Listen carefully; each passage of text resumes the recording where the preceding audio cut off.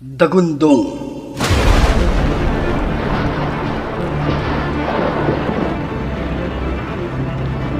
Napakalakas na pagbuhos ng ulan. Walang tigil na paghahampasan ng mga puno at tila nag-iiyakang mga kawayan sa walang humpay na paglalangit-ngitan kasabay ng napakalakas na boses ng ginang dahil sa paghilab ng kanyang sinapupunan. Diyos ko po. Diyos ko po. Hindi ko na kaya. Hindi ko na kaya. Aray ko. Sige. Sige pa. Umiri ka pa. Hindi pa. Umiri ka pa. At malapit na. Hindi ko na kaya. Sige pa. Aray ko. Sige pa. Diyos ko po. Ire. Umiri ka pa. Sige pa. Aray ko. Umiri ka pa. Mamamatay na yata ako. Umiri ka pa. Hindi ko na talaga kaya. Sige pa. Lola. Lola. Piyakin mo na. Piyakin mo na lang. Nang matapos na. Santissima. Sa pag-iri nga lang hindi mo na kamo kaya. Papaano pa kaya kapag biniyak ko na yan? Aray ko, ang sakit. Sige pa, kaunti na lamang. At malapit na. Ayan, sige, ayan na. Nakikita ko na ang ulo. Mamamatay na yata ako. Sige pa. Hindi ko na talaga kaya. Umiri ka pa. Ire. Ire pa, iya. Lola. Sige pa. Lola, hindi ko na kaya. Hindi ko na kaya.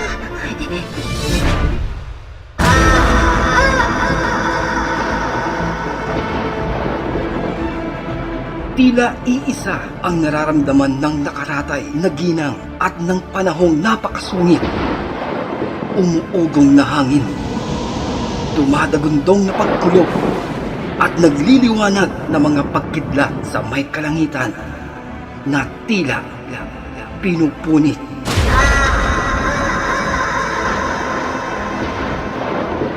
At sa huling pagsigaw ng ginang ay isang bagong alamat ang isinilang.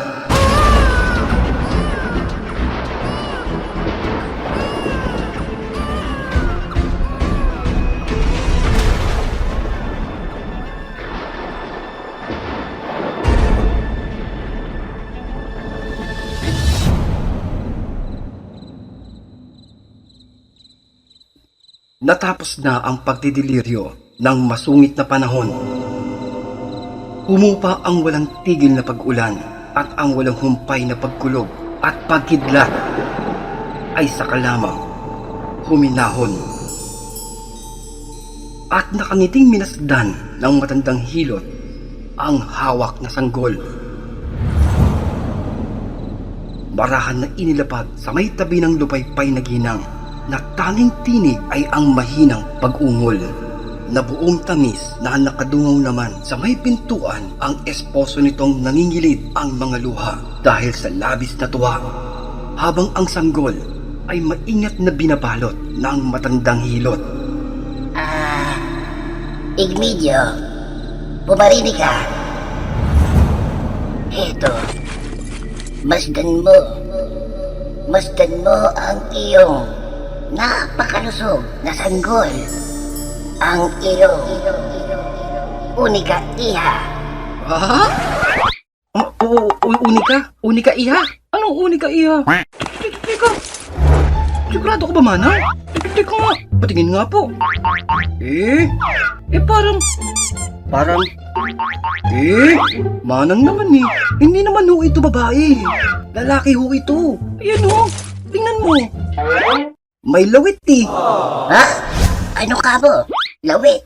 Anong lawit? Teka nga, patingin nga ako ulit. Igmedio naman. Parang wala naman. Manang naman Hindi ho. Ito masdan mo. Ayan ho. Aba Igmedio. Ikaw ba ay naengkanto? At may nakikita kang hindi ko nakikita? Wow naman. Grabe ka, Manang ha. Anong wala? Ayan ho. Teka, akin patingin pa ako ng maigi. Aro, lawit baka mo yan. Parang Parang kuntil lang naman. Loko to ah. Anong kuntil? Dragon ho yan. Dragon. Pag lumaki. Aro, Diyos mio.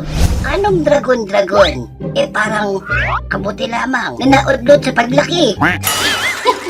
Check. Akin na nga. At baka makapanakit pa ako ng matanda eh. Eto. Ayan. Yan ang bayad. Sinobrahan ko ng huyan ha. Manahimik ka lang. Aro, ito naman eh. Parang binibiro lamang. Igmedyo, masyado kang maramdamin. Ay. Osa. Maiwan ko na muna kayo at ako ay magliligpit na. Ay. Nako, ako tuloy napapaisip na sa kanyang paglaki. Papaano pa kaya yan? Kung matutuli, ano yan? Gagamitan pa ng tiyanik? Lintik. Kakasilang pa lang eh. Nabuhay naman na agad sa kalupitan ng bundok. Oo na. Ay nako, malaki pa ang kuwan ng itik. Ay, talagang sinusubukan mo yata ang aking pasensya manang ah. Tara. Doon tayo sa may labas. Tara. Oo, sige. Ito talagang si Igmedyo, hindi na mabiro. Oh, sige na manang. Baka magdilim pa yung paningin ko eh. Biro.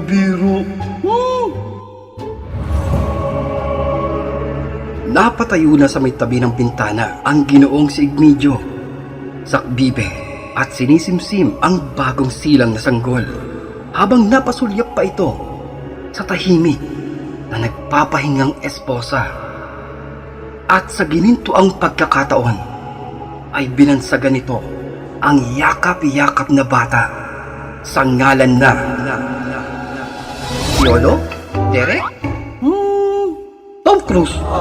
Ay wag, masyadong gwapo. Dapat yung sakto lang. Yung madaling itambal sa mga chicks. Parang Daniel Padilla. Di ba? Ayun. Yung chewin na lang niya. Si Robin. Ay, wag na. Baka naman puro basag ulo na lang gawin ito paglaki. Dapat yung gitna lang ba? Parang Rustom. Ay wag. Sa kabilang series na yun eh. Alam ko na. At tinawag ang bagong silang na sanggol.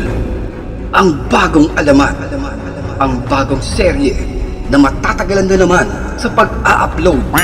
At tinawag ito sa ngalan na Pepeng Kuntil. Ay! Bakulo ko to ah. Anong kuntil? Dragon yun. Dragon! Kaso, uod pa lang. Itong banga to, kaya sama-sama ng mga ugali eh. Ang cute-cute kaya ng anak ko. Bango-bango. Basya, yaan mo sila bibi mo. Yaan mo sila Pepe. Ang importante, ikaw ay malusog. At lalaki kang mabuting bata. Halika, tabihan mo ng iyong inay mo na napakatahimik at hindi bungangera. At tinawag ang bagong silang na sanggol. Ang bagong alamat. Ang bagong serye. At tinawag ito sa ngalan na Pepeng Kidlat.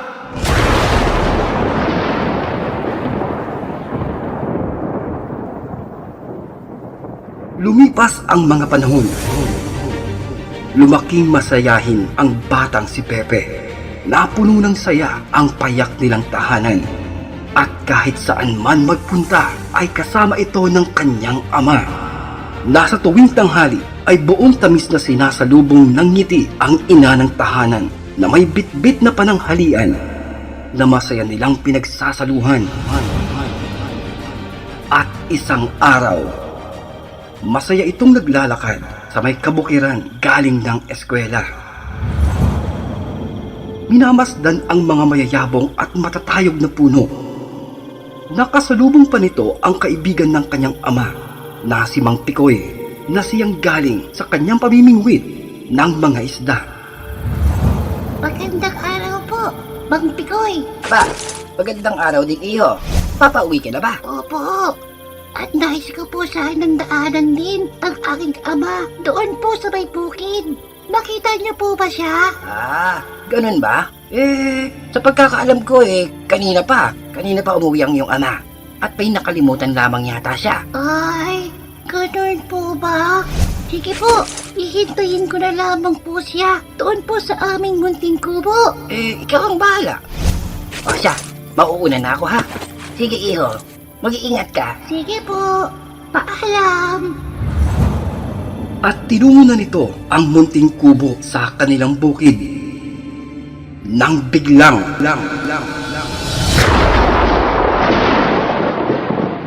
bumuhos ang napakalakas na ulan. Kung kaya nagmamadali ang batang si Pepe upang sumilong sa kanilang munting kubo. Subalit, natigilan ito nang may matanaw sa may dako ng kabukiran. Isang matanda, hawak ang kanyang mahabang tungkod, tahimik na nakatindig ito sa may gitna ng bumubuhos na ulan. Dala ng masamang panahon, inaaninag niya pa ito ng maigi habang pinupunasan pa ang mga matang basang-basa at dala ng kamusmusan. Nakangiti ang batang si Pepe. Itinaas ang kanyang kanang kamay upang ito ay kanyang kawayan. Ngunit, isang nakakabinging palakpak mula sa may kalangitan ang siyang umalingaw-ngaw sa buong kapaligiran. Kasabay ang isang nakakabulag na liwanag at tila sibat ang bumagsak sa may lupa mula sa may kalawakan.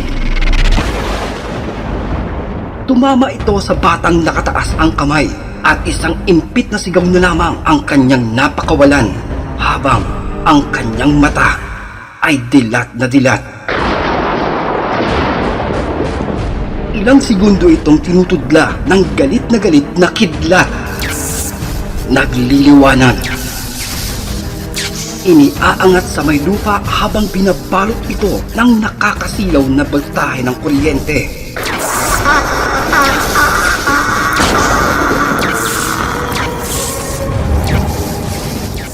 At nang tila matighaw ang galit ng langit, binitawan ng nakakasilaw na puwersa ng liwanag ang nakalutang na paslit. Bumagsak ito. Umuusok sa may gitna ng basang-basang kabukiran.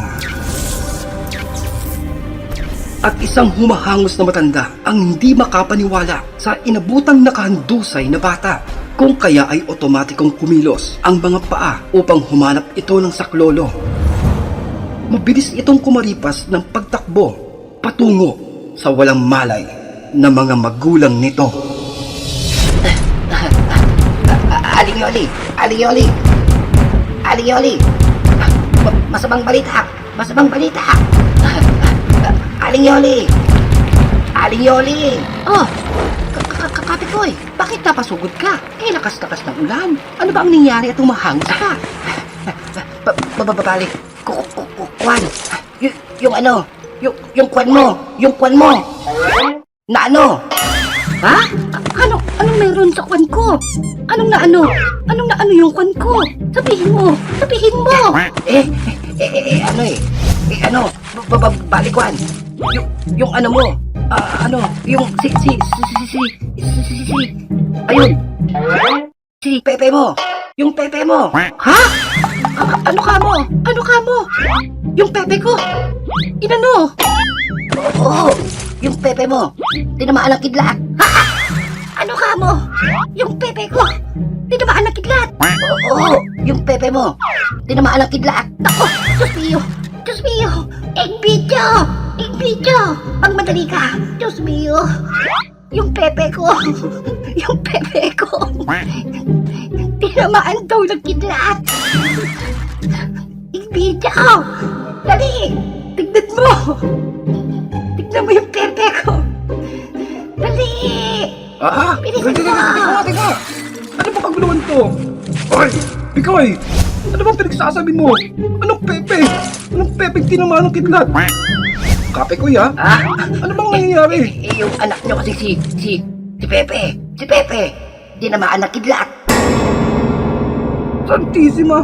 Akala ko kung nung Pepe din tinamaan ng kidlat eh. At napakalaswa niyang pakinggan. Ha? Ano ka mo? Teka. Si Pepe! Si Pepe! Tinamaan ng kidlat! Oo, kanina ka pa nga sinasabi. Naroon siya sa may gitna ng palayan. Nakasalubong mo kasi yun kanina. At hinahanap ka. Tapos biglang bumuhos ang ulan. Tapos may narinig ako na parang biglang sumabog. At naalala ko, yung anak nyo pumunta doon sa may bukid. Una inaakala ko nga naglalaro lamang ng labintador doon sa may kabukiran. Kung kaya kakaltukan ko sana at pagbabawalan na baka maputulan nito ng kamay. Pero, ayun, inabutan ko na lamang siyang nakaandusay. Oh, Diyos ko, mahabagin. Video! Video! Madali ka! Tingnan mo yung pepe ko. Tinamaan ito ng kidlat. Diyos ko po, bilisan mo. Dali! Yung anak natin! Yung anak natin! Ang pepe ko! Ang pepe ko! Halos di pa rin ni Mang Igmedio ang daan patungo ng bukid at nang laki ang mga mata nito nang kanyang masilayan ang anak na wala ng buhay sa may gitna ng palayan. Tuwid na tuwid, patuloy na umuusok at walang pag-aalinlangan bilang ama, binuhat nito ang kanyang anak. Subalit, tila sinipa ito ng libong voltahe ng kuryente at tumalsik ito ng napakalayo.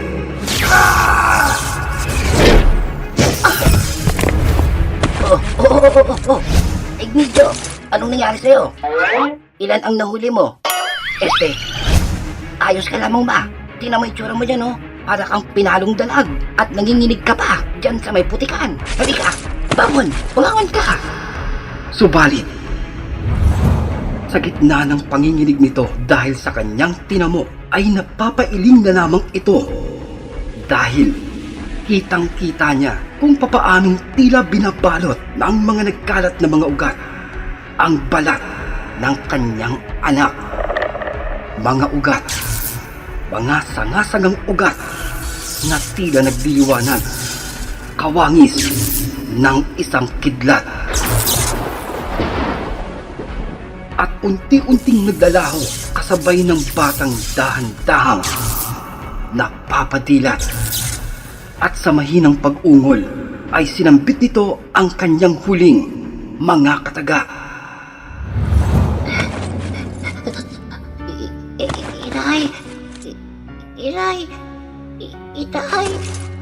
Itay! Uuwi na po tayo ng bahay. Itay!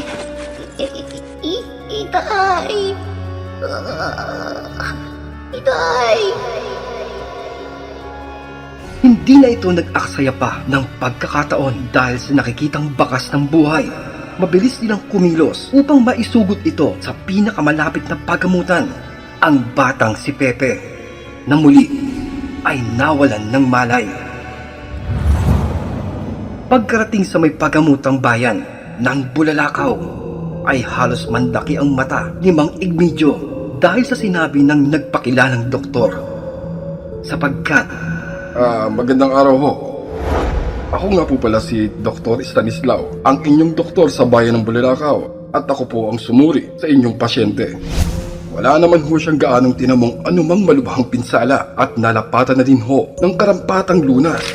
At ayon naman sa kanyang x-ray, pati na din ang iba pang mga pagsusuri, ay wala naman ho akong nakikitang anumang bali sa kanyang katawan.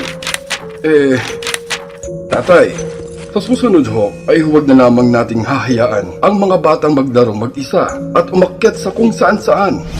Tatay Igmedio, gaano ho ba kataas ang punong kanyang kinabagsakan? ha? Bali, Dok Stanislao. Kuwan nagbabalik kuwan ang nangyari po kasi kuwan. At napalunok na lamang si Mang Igmedio. Malalim na napapaisip dahil sa ginawang paglilihim. Dahil wala ni isa ang maniniwala sa tunay na nangyari sa kanyang anak. Subalit, Isang tapik sa balikat at matalim na pagtitig ang ginawa ng doktor sa nag-aalangang ama at sinabing, Bueno. Mang Igmedio, batid ko ang inyong pag-aalala. Ang importante ho ay ligtas na ang inyong anak. At mamaya ay maaari niyo na ho itong mailabas. Pero, Dok Stanislaw, wala kasi eh. Ang totoo, wala ho kasing... Mang Igmedio, kung inyong iniisip ang gastusin sa ospital, huwag na ho kayong mag-alala pa. Ang mahalaga ay ligtas na ang inyong anak. Sige ho, at may pasyente pa akong titingnan. Mag-iingat ho kayo sa inyong pag-uwi. Magandang araw ho. At naiwang nakatulala ang naguguluhang si Mang Igmedio. Pabalik-balik ang tingin sa kanyang anak na tila masarap na natutulog lamang sa may higaan ng pagamutan. Dahil batid nito, hindi sapat ang simpleng ginawang paggagamutan. Ngunit, muling bumalik ang doktor, sumulyap sa nakaigang bata at sinabing, Mang Igmedio, ang mundo ay puno ng hiwaga. Madami ang mga pangyayaring hindi kayang maipaliwanag kahit mismo ng siyensya. Na kahit ako bilang alagad ng medisina ay bukas sa anumang hiwaga at mga himala. Ang naganap sa inyong anak ay ituring mo na lamang isang biyaya. At inuulit ko ho, Mang Igmedio, huwag na ho kayo mag-aalala pa sa anumang gastusin sa inyong anak. Eto. At isang matamis na ngiti ang iniwan ng papalayong doktor sa nakatulalang si Mang Igmedio.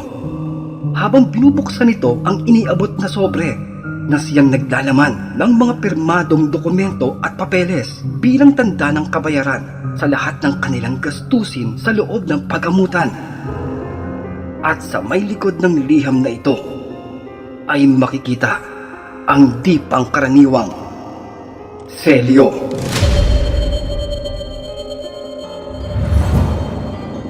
Nagdaan ang mga panahon. Nanatiling lihim ang kakaibang pangyayari sa batang si Pepe. At heto na siya ngayon.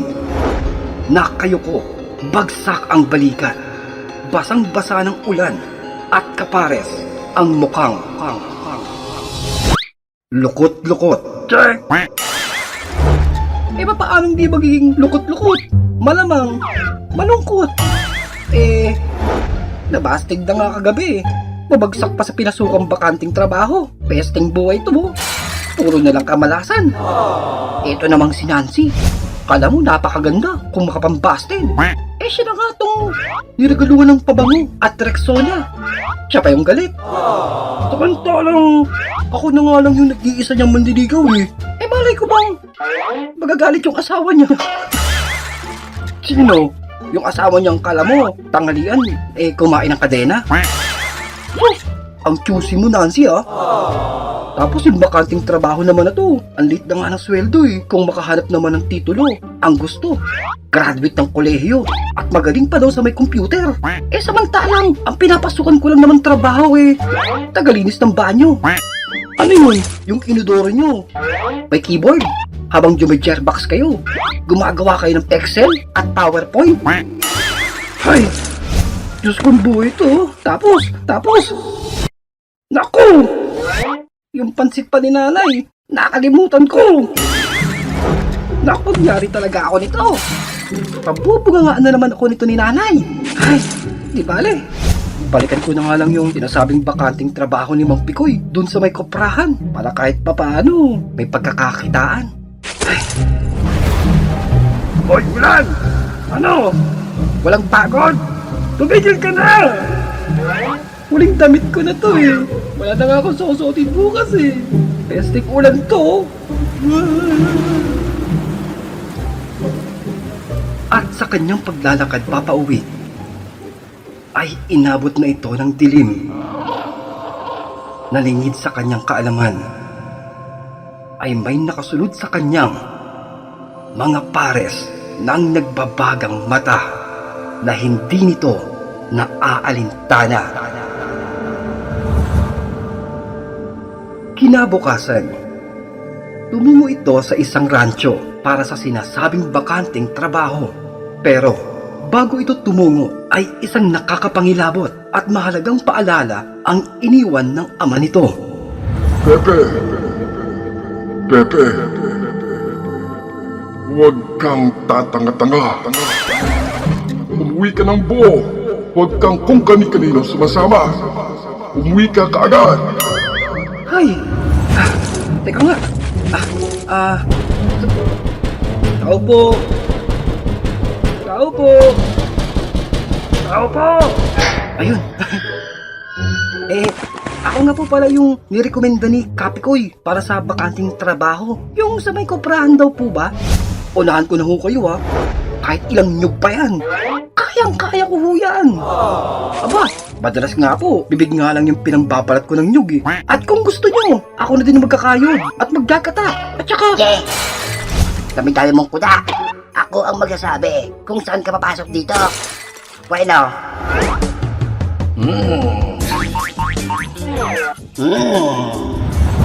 At inikutan ito ng nagpakilalang katiwala. Sinisipat ng maigi ang pangangatawan ng binata. Nakataas ang kilay, pinipisil-pisil, pinipindot-pindot, inaamoy. Hoy! Teka nga! Ano bang ginagawa mo ha? Ano bang tingin mo sa akin? Isda! Tinitingnan mo kung sariwa o bilasa.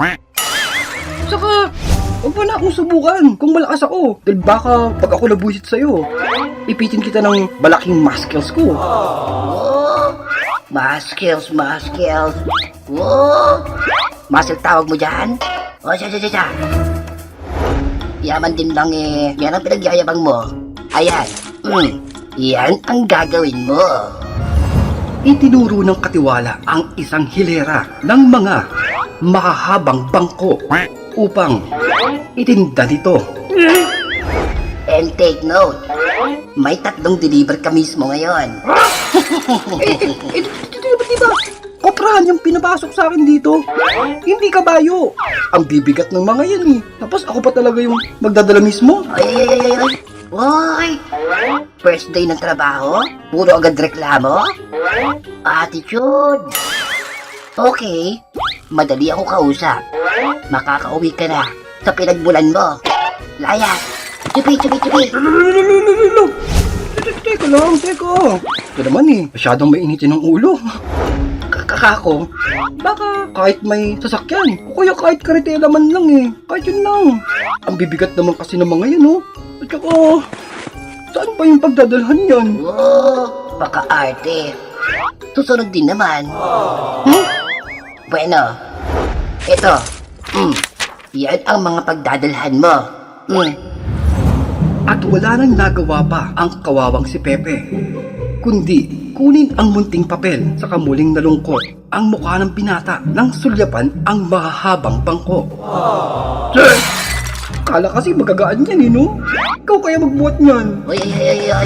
Ano? Ano binubulong mo yan? Ha? Nagreklamo ka? Ha? Hindi. Kako. Baka ipukpok ko sa'yo to. Este, alis na nga ako. Teka.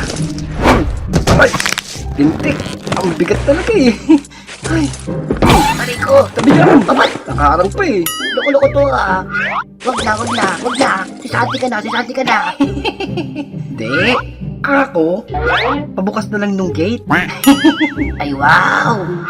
Inuutosan mo ako? Hindi. Kako. Ako na. Kasya ko dyan eh oh. Teka oh. Pari ko. Ay, sorry. Tinadya ko yun. Abat, sinaulo to ah. Hoy, huwag mo magasgas-gasgasan yan ha. Kung hindi malilintikan ka sa akin. Ikakaltas ko agad yan sa mga sasahurin mo. Ano? Hampas ko sa'yo to eh. Abat, Hindi. Alis na ako. kala ko may sinasabi ka eh. Wala nang nagawa pa si Pepe, kundi bitbitin na lamang ang lahat at tunguhin ang address sa may kabilang bayan. Nakakailang paghinto na ang binata. Ngunit hindi pa rin ito nakakarating ultimo sa kalahati ng kanyang patutunguhan. At sa labis na pagod ay di nito naiwasang mapasalampak sa may tabi ng malaking puno upang magpahinga at tuluyan nang napapikit ang binata sa pagkakahiga sa kanyang inihilerang mahabang bangko. Dilamot ito ng matinding pagod at pumaimbulog sa kanyang masarap na pagtulog. Kulog. Walang tigil na pagkulog. Kaliwat kanan na pagkidlat habang nakita ni Pepe ang kanyang sarili sa may gitna ng kawalan. Ito ang laman ng kanyang paulit-ulit na panaginip mula sa kanyang kamusmusan. Mga hindi maipaliwanag na kaganapan, ang bakas ng mahiwagang nakaraan. Sunod-sunod, tumatama ang mga pagkidlat, tila sibat, patungo sa kanya. Papalapit, papalapit ng papalapit. Sinubukan nitong tumakbo, ngunit hindi ito makaalis sa kanyang kinapupwestuhan. Pero, hindi ito tumitigil sa pagtakbo upang makalayo.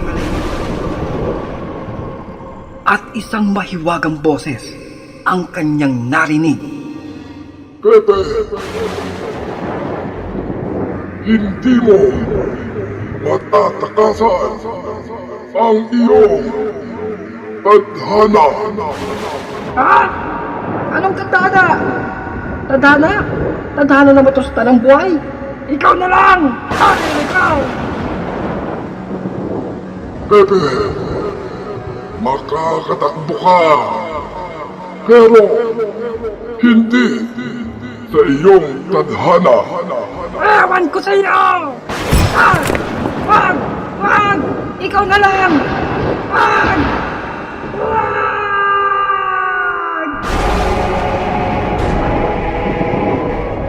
At isang liwanag ang bumulusok patungo sa kanya.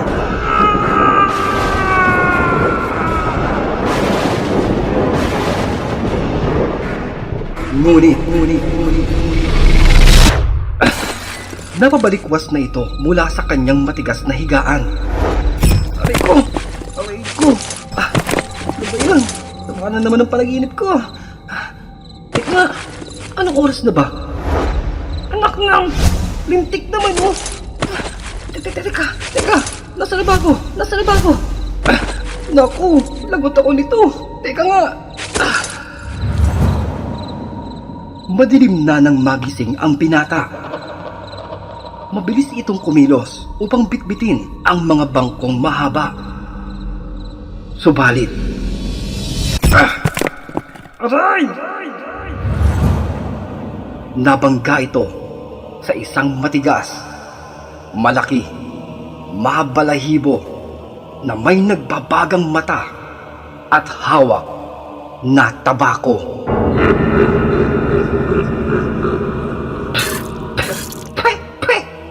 Payan! Ayoko si Kadiri! Aray ko! Hoy! Tabi dyan! Nagpapadali ako! Pero, tinawanan lamang ito ng malaking nilalang habang marahan na yumuyuko at sinabing,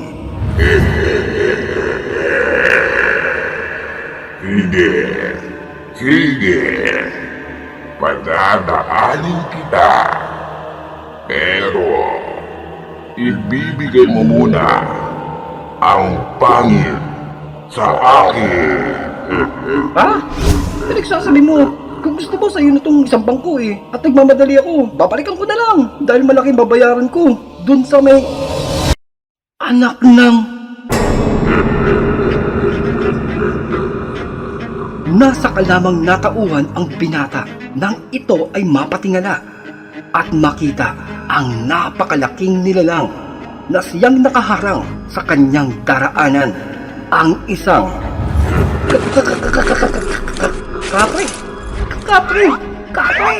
kapre! Nasa labis na takot at pagmamadali nito ay nabitawan ni Pepe ang isang mahabang bangko at bumagsak ito sa may paa ng malaking engkanto.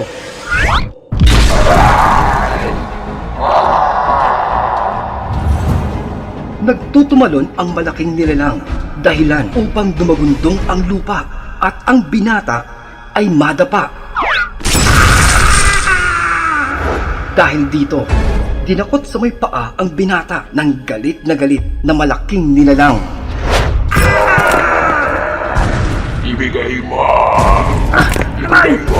Nakaulo! Ang pangil! Wala akong alam sa mga sinasabi mo! Ibigay mo na! Yung bangko! Bangko ang binibenta ko! Bangko! Bangko!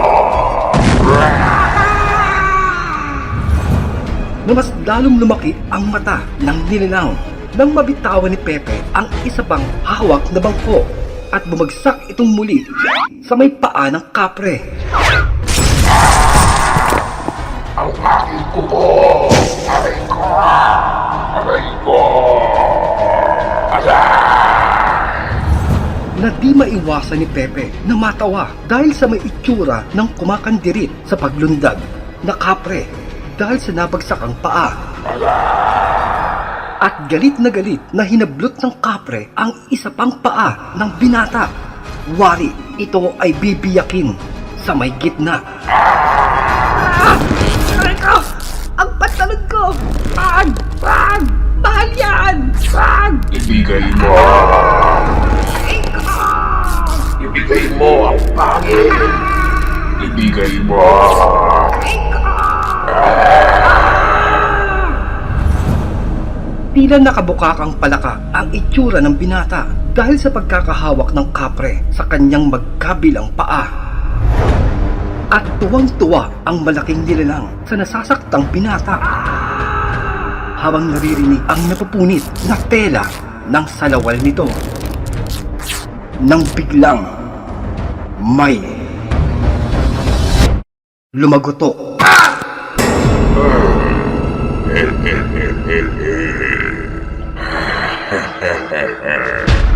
Sa wakas, mapapasa akin na. Mapapasa akin na. Huwag mo kong iiwan. Sumigaw ka pa ng malakas. Malakas na malakas. Ngunit, natigilan ang kapre dahil sa biglang pananahimik ng binata at dahan-dahan.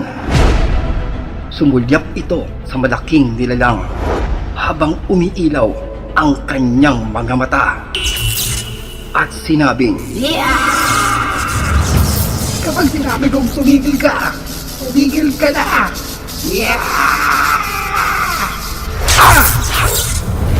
at napanganga na lamang ang malaking nilalang dahil sa binatang galit na galit habang buong lakas na hinataw ito ng bangko sa may panga.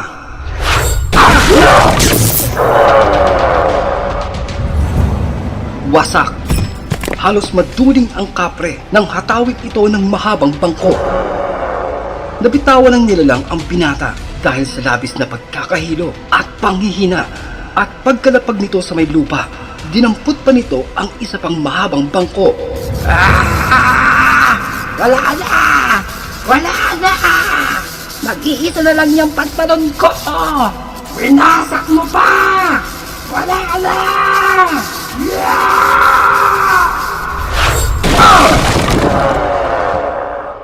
Buong lakas, hinataw ng binata ang binti ng malaking engkanto. Dahilan upang ito ay sumirko at bumulagta ito. Na mas lalong nagalit ang binata nang kanyang makita ang nadurog na bangko dahil sa pagkakabagsak ng malaking engkanto. Naraulo ka! Kaltas yan sa may sweldo ko! Bakit ako? Ikaw ang sumira ng mga ito. Bakit ako? Sumasagot ka pa! Na mas nanlaki ang mata ng kapre nang makita ang nagliliwanag na kamao ng binatang si Pepe. Umiilaw.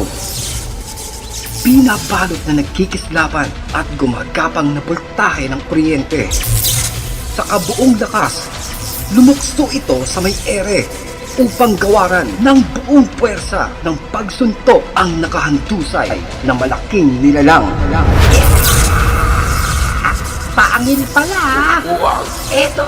Pasag ngayon ang panga mo! Yeah! Wala ako.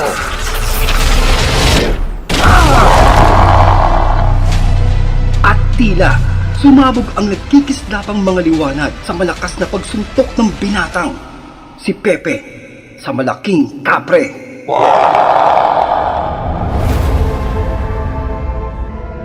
Nang matapos ang makapal na usok, ay saka lamang ito nahimasmasan at maalala ang kanyang pupuntahan. Anak ng... Anong oras na? Anong oras na? Teka, nasa na? Nasa na ba? Nasa yung mga bangko ko? Ang mga bangko, nasa na? Ay, naku po! Nang biglang muli itong natigilan sapagkat doon sa may sulok naroon ang isang matanda. Biglang lumitaw ito sa may di kalayuan mula sa kanyang kinatatayuan. Isang ermitanyo. Kamusta? Kamusta na? Mando, Pepe. Kamusta ka na? Na dito ay nagpakilala ang matanda. Ipinaalala nito ang kanilang unang pagkikita, pati na ang hiwagang bumabalot sa kanyang pagsulpot. Ang tadhana ng muling pagsilang ng panibagong magmamay-ari sa bangil ng kidlat. At ang kanilang pagkikita ay hindi lamang sinasadya. Dahil, parang di naman eh. Di ba dapat ang kwento pag ganyan? Magpapakita ka, tapos ihingi ka muna ng tulong eh. Tapos, bibigyan mo ko ng anting-anting, agimat, mga ganun. Di ba ganun pag mga ermitanyo? Wala, baduy. Maniwala ka, hijo. Maniwala ka. Hindi ka ba nagtataka kung bakit narito ang dinalang na ito upang kunin ang tinataglay mo sapagkat Wala ko akong oras sa mga kwentong pambata nyo, tatang. Saka na ho, at ako'y may lakad pa eh. Ako, anong oras na ho? Yari talaga ako nito eh. Sige ho, dyan ho kayo. sandali lamang. Patapusin mo na ako sa aking script. Sandali. Wala, badoy. Walang anting-anting. Sandali. Kung kaya, ay mabilis na bumalikwas ang binatang si Pepe upang ito ay umalis at naiwan ang nakangiting ermitanyo. Inihahatid ng tingin ang nagmamadaling binata. Nabiyak ang pantalon. Humayo ka. Humayo ka, binata. Nawa ay karapat-dapat ang hinirang ng bathala. At hindi biro ang kakaharapin mo. Tadhana. Magkikita pa rin tayong muli. Magkikita tayong muli.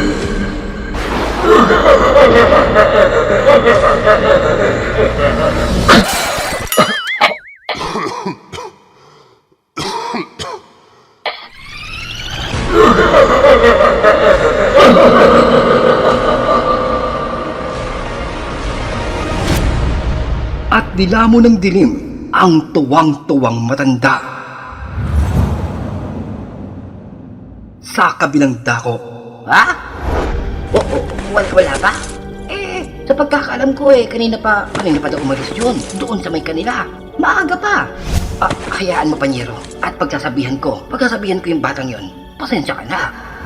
at nagpaalam na ang matandang si Mang Pikoy sa kaibigang may-ari ng isang koprahan. Ngunit, napakamot ang matanda nang matalaw ang paparating na binatang. Balisang balisa. Anak ng...